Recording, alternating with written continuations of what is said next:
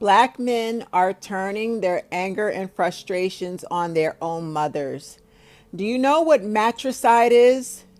Matricide is maternal homicide.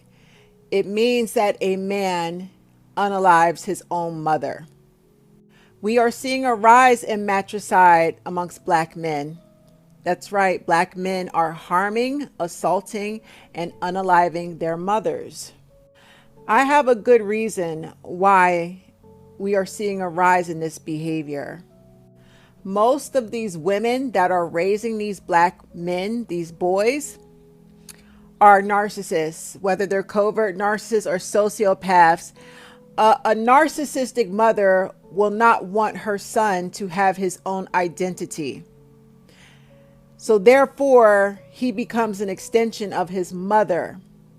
She controls everything he does, every aspect.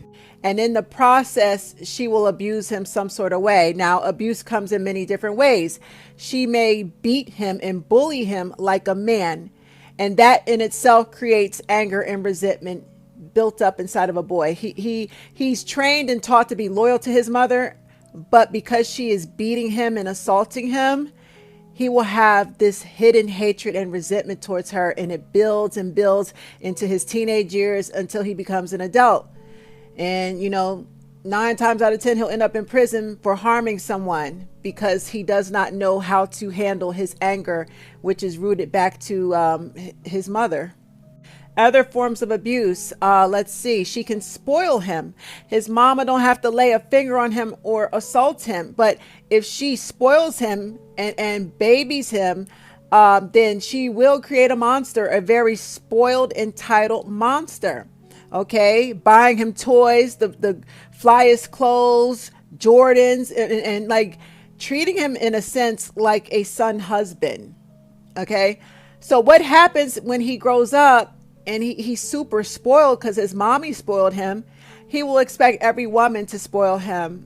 Yeah, it's going to be so much entitlement. He's going to just expect it, and he's going to have many failed relationships behind this behavior.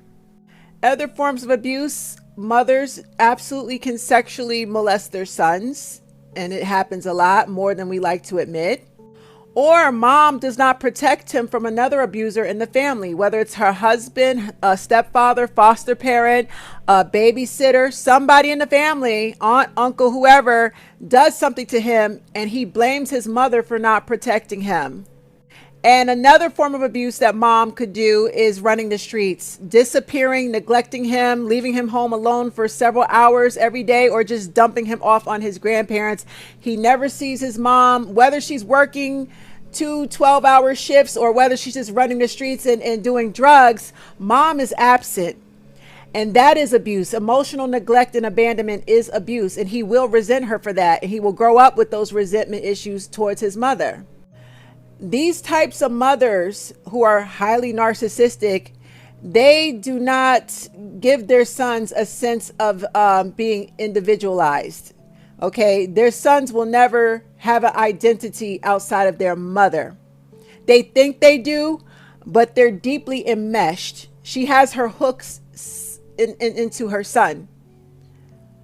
She's deeply programmed her son to not make any moves without her authority.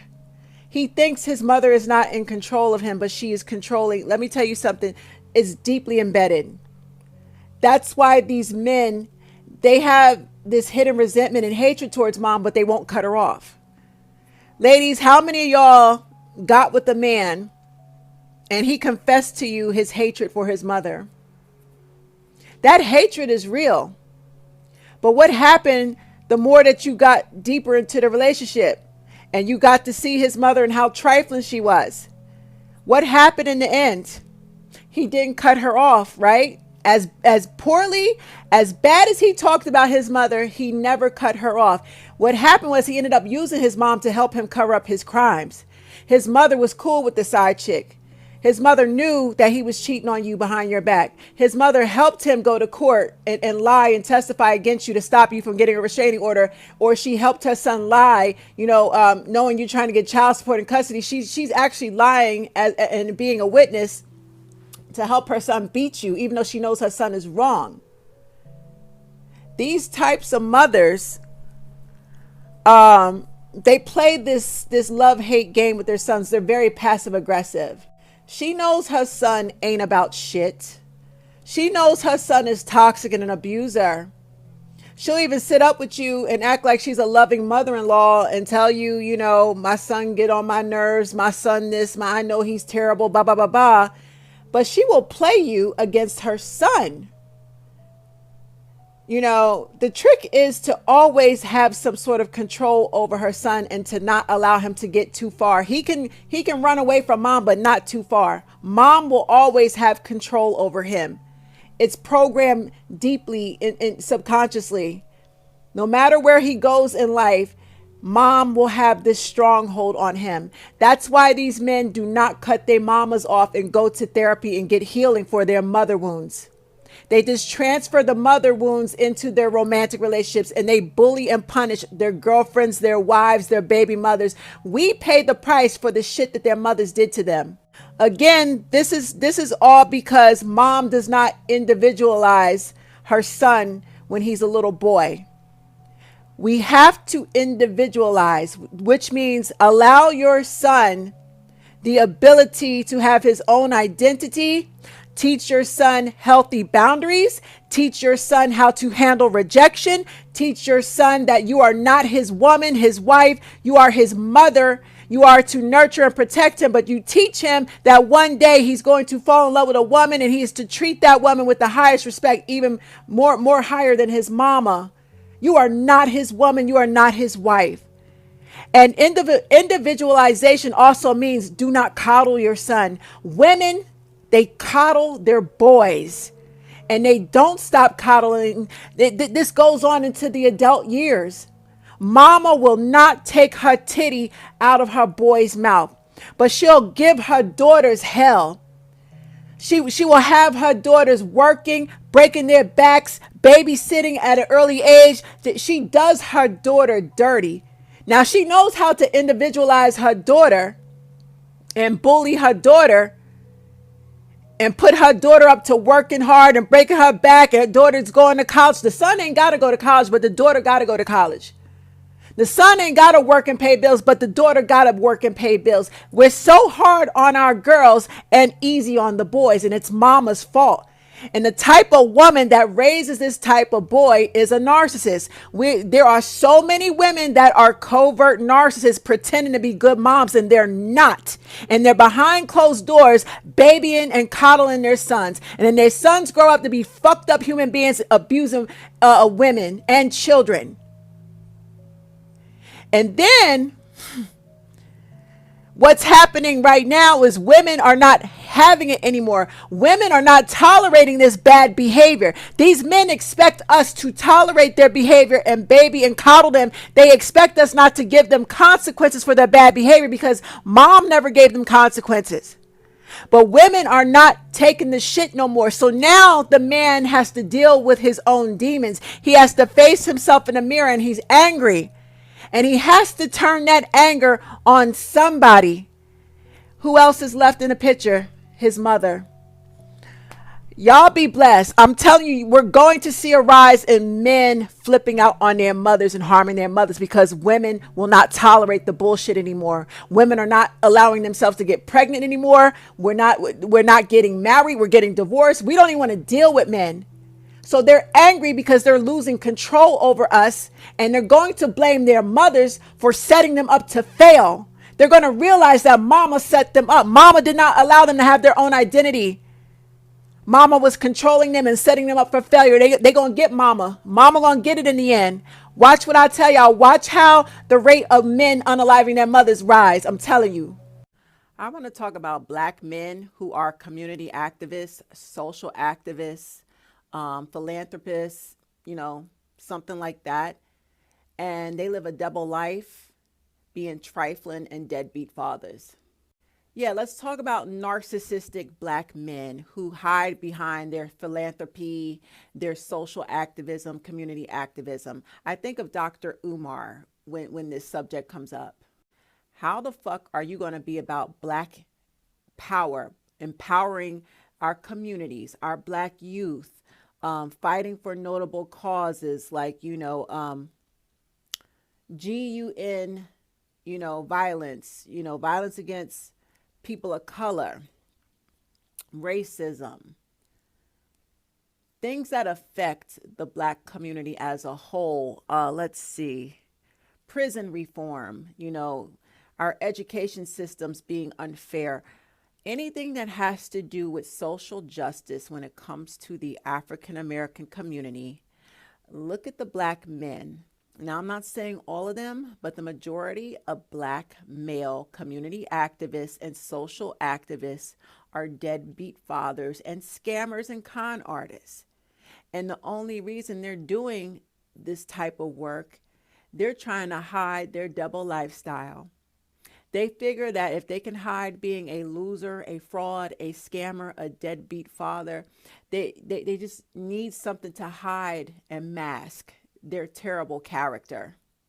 If people really did a deep dive into this type of individual, you're too busy looking at the outside, all his good deeds, all the community service he's doing in the community, fight the power.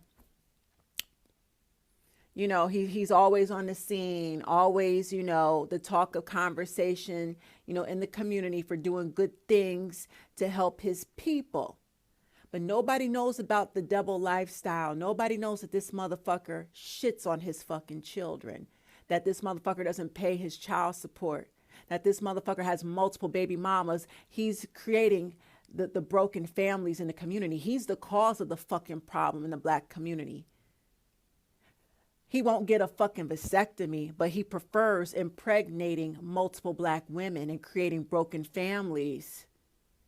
And then when his sons get in trouble with the law, they become teenagers and they get into trouble, he wants to come to the rescue like he's a fucking hero. No, he's the cause of the fucking problem. I'm sick of these frauds in doing this social justice, social activist work. They ain't worth a goddamn.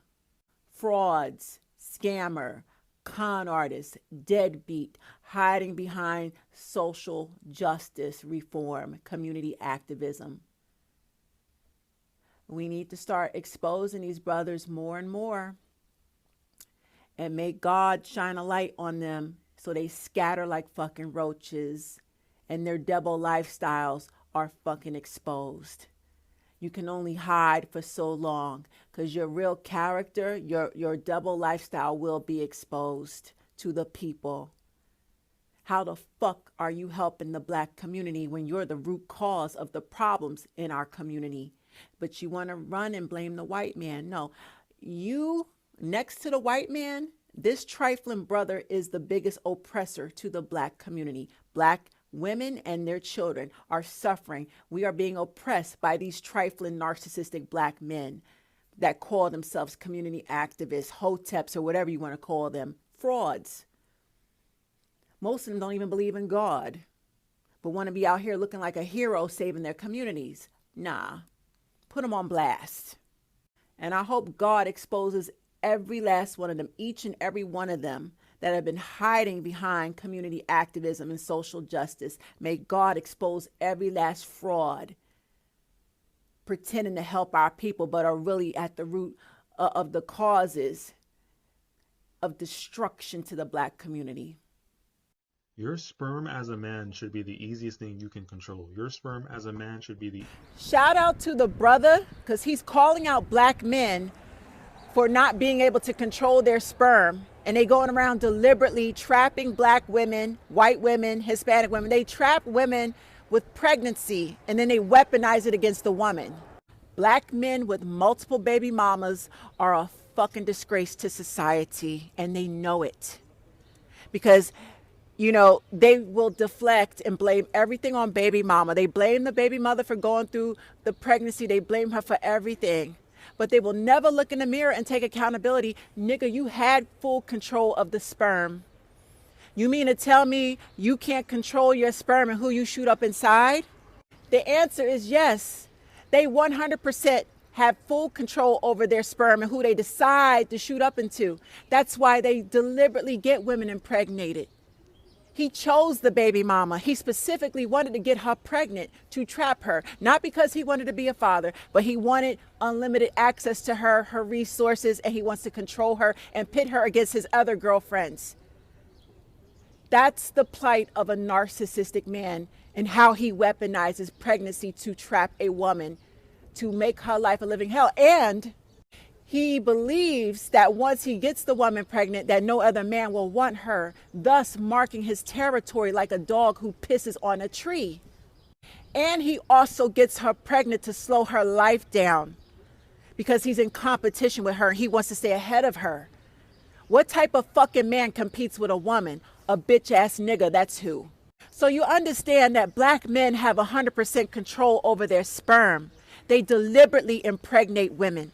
And they avoid going to the doctor to get a fucking vasectomy. They'll sit up and complain that they don't want no fucking kids and they don't want to pay child support and they blame everything on the woman, but they avoid going to the doctor to get a fucking vasectomy.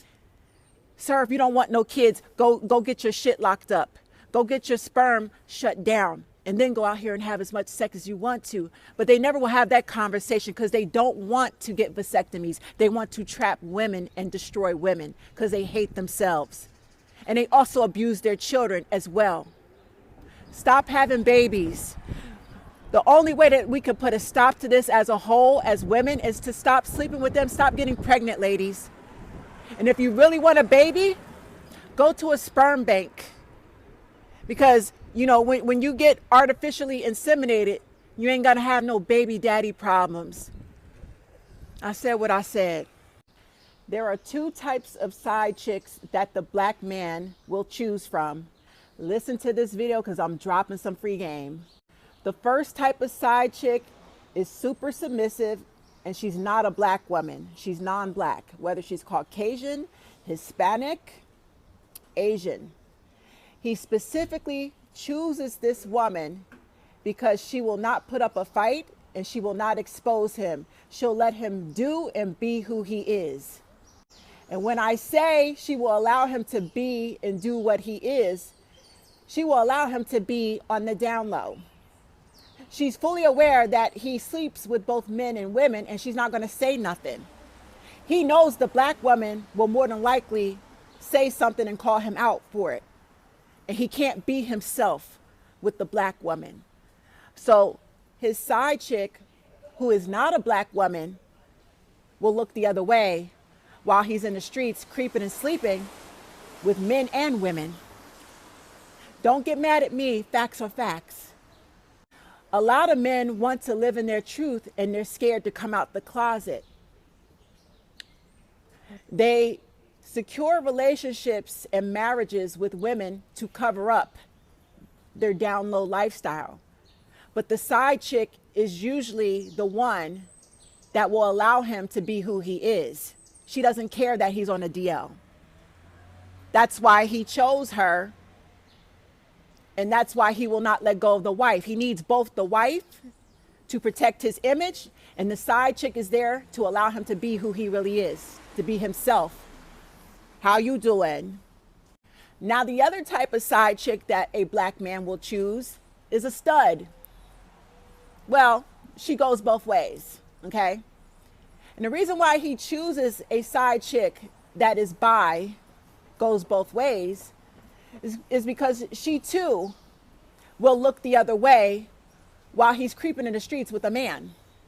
She will help him protect his image because she's doing the same motherfucking thing. She goes both ways. And maybe she's not ready to come out the closet. Maybe, you know, she wants to present like, you know, she's into men and she possibly could be married to a man. A lot of these side chicks be married and she can't blow her cover either. But she's also creeping with another woman on the low. He's using both women to cover up his DL lifestyle. I said what I said. I have another take, another spin on why black men don't go to college as much as black women do. And I'm gonna ruffle some feathers. I don't care who I piss off. It is what it is. Now, I see a lot of videos stating that one of the main reasons that black men do not attend college as much as black women is because of misogyny. They don't like to be in the same spaces as black women because they don't like black women. Okay. They're too competitive. And they know that black women are incredibly smart. We are hustlers, we're go-getters, and they feel like we will beat them, in some strange way. So they justify not going to college. It's because of misogyny. Misogyny is at the root of it all.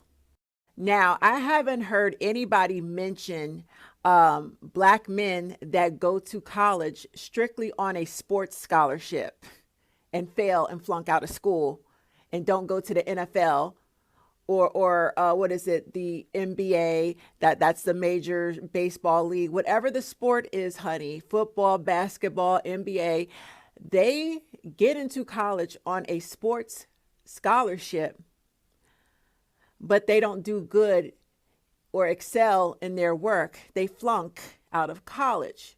And not only do they flunk out of college, they don't make it to the big leagues. Then they spend the next 10, 15, 20 years running through women and doing nothing with their lives, or they end up in prison, wasting all this time. And then they be sitting up big mad, looking at all the women that surpass them. All the women that they went to college with are making good money and doing well for themselves with their degrees. So again, they will be mad and pissed off that all these women that they went to school with is out here doing well for themselves. The root of it all is misogyny. But what about the brothers that refuse to go to college unless they're on some sort of scholarship, sports? And what happens when they get to college and they get to partying with the girls because they're jocks, they're popular, but they can't maintain their motherfucking grades and they flunk out of school. And they fuck around and they don't, focus on doing well, excelling in the sports. They don't even make it to the big leagues. So now they're back on the streets. This is a really good conversation to have because, again, black men are dominant in sports. Okay, when it comes to football, women are not playing no damn football. It's a very physical, very dangerous sport. We have the WNBA. We're just now getting somewhere with that because for a long time, they didn't even want to acknowledge women playing professional basketball. They don't want to pay women the same as the professional basketball players. So we're just now starting to shake things up with the WNBA. However, we have the NBA, pro basketball, we have track, we have, baseball. Men are afforded these opportunities to excel and go to the major pro, sports and sign these $1 million contracts to become professional players. That's an advantage over women, in sports. A lot of them are afforded scholarships to get into college so that they have a way to get into the big leagues. Those opportunities are way more advanced than what women have in terms of sports. Women don't have that same, not in the past, they haven't. Again, I look at that as an easy way to success for men. Easy way to make money. Get in school on a sports scholarship, blow up, get into the big leagues. You made it. A lot of them can bypass, the grades. If they're a good enough player, if they're a good enough sports, whatever, basketball, football player, they can even bypass, not doing so good in school because they're bringing the school money and attention. So they'll bypass all that and get into the fucking big leagues. But what about the dudes that get to school on scholarship, fuck up their opportunity, start playing bad, and flunking out of school? Then they end up on the streets. They end up making multiple baby mamas over the next 10, 15, 20 years, end up in prison, end up with basic ass jobs, mad at the world, mad at women, mad that women beat them. They just knew they were going to the big leagues, and they did not. They did not succeed. I'm sorry. I haven't seen anyone make a video about this, because I look at a man getting a scholarship based off of, sports. I think that's a bigger and better opportunity than most women are afforded. We have to bust our asses in school. Y'all motherfuckers get in with a scholarship, and you could play really good in sports and get to the big leagues and sign a multi-million-dollar contract. Women don't have them type of opportunities. How do you fuck that up? Why do black men fuck them opportunities up? Then be mad at women for that. I'll wait. Let's discuss it in the comment section, ladies. I'm messy, ain't I? Do not allow a man to talk you out of your vetting process. The way that you vet a man for his potential as your future mate, I mean, even if y'all haven't gone on a date, let's just say y'all are just talking casually over the phone, getting to know each other, and you're trying to vet this brother, do not let the man try to talk you out of your vetting process that you have designed to vet out men, to make sure that they're not abusive, user, liar, manipulator, narcissistic, sociopathic. Don't let no man talk you out of your process, because he will.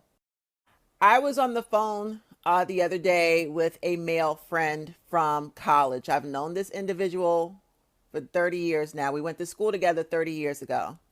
And I hope he sees this video, because our conversation was interesting.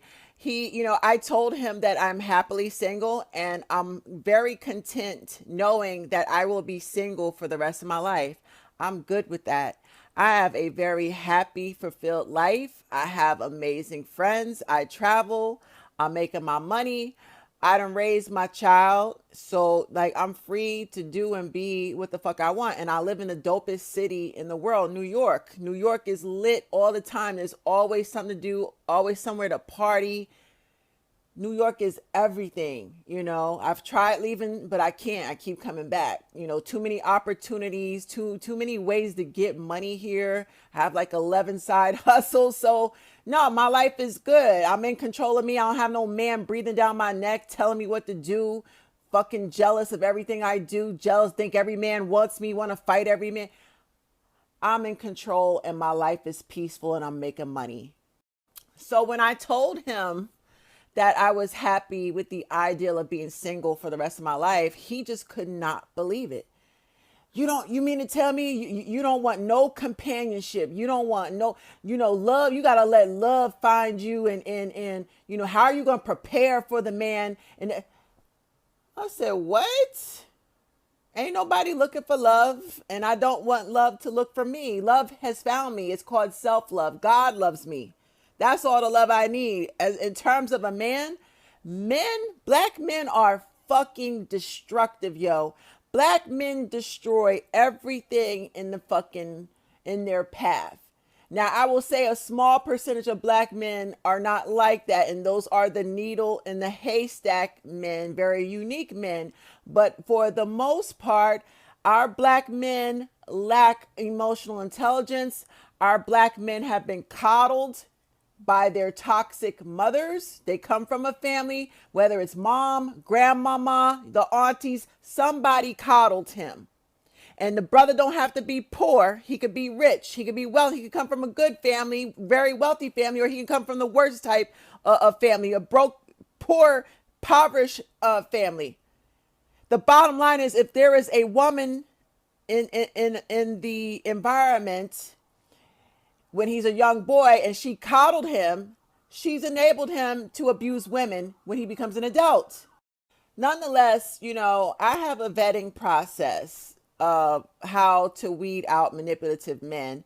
I'm not looking to date this individual. He is a friend, and I have a strict policy about, reconnecting with people from my past. But I'm just not the same person I was 30 years ago. I've evolved, and I'm standing 10 toes down on my standards. I'm good. I can be single and fucking happy as a dove in the sky. I don't need a fucking man. Now, if I were to get a man, the only exception would be I would get a rich white man, because a rich white man ain't going to try to fucking rule over me. He gonna spoil me and just pay for everything, long as I'm happy, shopping, traveling, and vacationing. That's all the motherfucker care about. He paying for my spa dates. I don't have to lift a finger. I can be feminine and soft and laid back and calm and just happy. That's the only type of companionship I will accept at this point. I don't want a black man. I don't give a fuck who gets mad. You know, the thing is this: black men tells us as black women that, you know, all our failed relationships are a result of us not choosing better. So, motherfucker, tell black women how to fucking choose better, because I have a foolproof way of how to fucking choose better. Number one is either to stay fucking celibate and single and don't deal with black men at all. Number two is you require that motherfucker, before you sleep with me, before we exchange our bodily fluids, before we even go there, before I even go on a first date with you, sir, can you produce a psychiatric evaluation? Can I meet your therapist? Can you authorize your therapist to speak to me about your mental condition? If you've been exposed to any trauma, if you were molested as a child, any type of, you know, dysfunction you were exposed to as a child, if you are a narcissist, where are you on the spectrum? Are you autistic? If you have multiple disorders, are you bipolar? See, you know, women have been taught to look past this shit and just focus on love and the fairy tale. And that shit is where we get fucked up and fucked over and fucked through by these men. Fuck all that love shit. I love myself. Show me that you are healthy up here. Show me that you have an emotional intelligence. Show me that you have nothing to hide, because I'm prepared. I live in the therapist chair. I have my paperwork. You're more than welcome to see it. If we're going to exchange information and sleep together, we need to know who the fuck we sleeping with. I need to know who the fuck I'm about to lay down with and possibly have a baby with. You know, you gotta be careful with who you choose to bring a child into this world with, because that could go wrong. Your child could end up with all types of disorders from you choosing the wrong motherfucker. So, you know, those are the two solutions. Either you don't fuck with black men at all, stay celibate, single, and happy, do your thing, live your life. Or number two, if you're going to fuck with them, require a psychiatric evaluation and a genetic workup. I want to know if you have any, you know, hereditary issues that could be possibly passed down. You know, if we decide to have children. Yeah, I want to know. I want to know who you are. Fuck love. Okay, love is beautiful when it's with the right person, but I want to choose the right person. Produce them papers. And see, this is where black men get upset, because, you know, when you can't be manipulated, they see they ain't dealing with no fucking dummy, then they disappear. They get quiet, they disappear, or you bitter. Yeah, no, nigga, I'm woke. I'm self-aware and I'm woke, and I've learned from all my mistakes in the past from fucking with black men. And I'm going to make sure I don't get fucked over ever again. And the only guaranteed foolproof way is to know who the fuck you are by digging into your past, your upbringing, and your psychiatric. Yeah, we need to know what's going on up here, sir. Okay? I need to know. Listen, all you got to do is sign a release form. Are you going to therapy? Grant your therapist permission to contact me to discuss your results of your evaluation. And if it's a good idea that I date you and go out with you, the therapist is going to keep it funky with me. Therapists that do, married couples and couples that go for, relationship advice. There's been therapists that pulled the woman to the side and said, you need to run, girl. He's a narcissist. The therapist will keep it funky, keep it real with the woman and let her know you're fighting a losing battle. I've sat here in therapy and watched both of y'all go back and forth. And my professional opinion as a licensed clinical psychologist or therapist is you need to run, because this dude is manipulative. He ain't going to change. I know so many women that this has happened to, okay? The therapist will pull the young lady to the side, or she'll call her up. Look, run, girl. Run. He's not going to change. It's time to plan your exit strategy. Therapy is not going to help him. He does not want help. He's stuck in his ways. So, you want to choose a good black man? Get in his fucking business. And if he gets uncomfortable, he gets secretive, he gets silent, he doesn't want to be transparent, he doesn't want to come up off no information, but he want to get in your fucking business. He wants to have 100% access to you and be in your business and how much money you making, all that. That nigga's a manipulator, period. He's hiding something. Because why? You really love me and you want to be with me? What the fuck is you hiding shit for, nigga? And what make you think I want to lay down with just anybody without knowing who the fuck I'm laying down with? I said what I said. Jay-Z's defamation lawsuit against Tony Buzbee is not going to stick. That's just how I feel. And I'm going to explain really quickly why it's not going to stick and why I feel it was a chess move to do damage control. Jay-Z had to, because Beyonce has this Cowboy Carter tour coming up. So they have to make it look like, we're suing for defamation. Look what you did to us. They're playing victim and doing damage control at the same time. But I guarantee this defamation lawsuit is not going to stick. And here's why. Now, I'm not a lawyer, but I have a high level of discernment. And I think Jay-Z is guilty as fuck. Okay? I absolutely think he did it. I think he reached out to Tony Buzbee, or he had somebody, a representative, a third party, go under the table. They did a backdoor silent negotiation.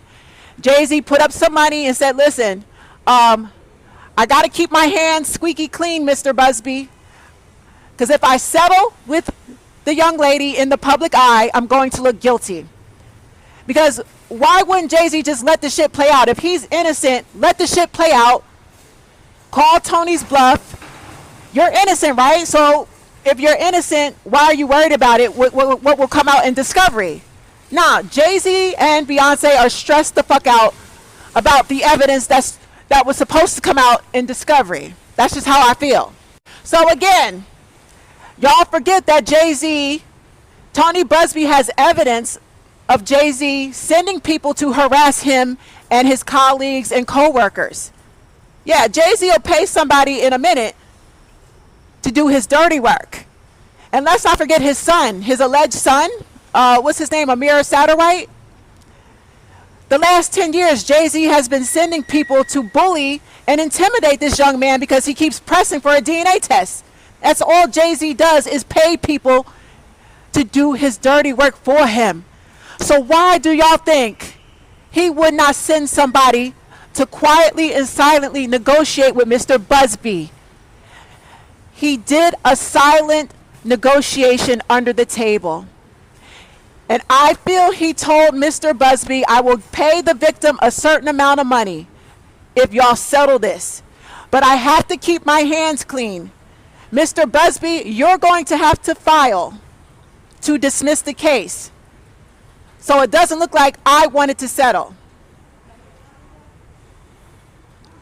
Yeah, that's how I feel.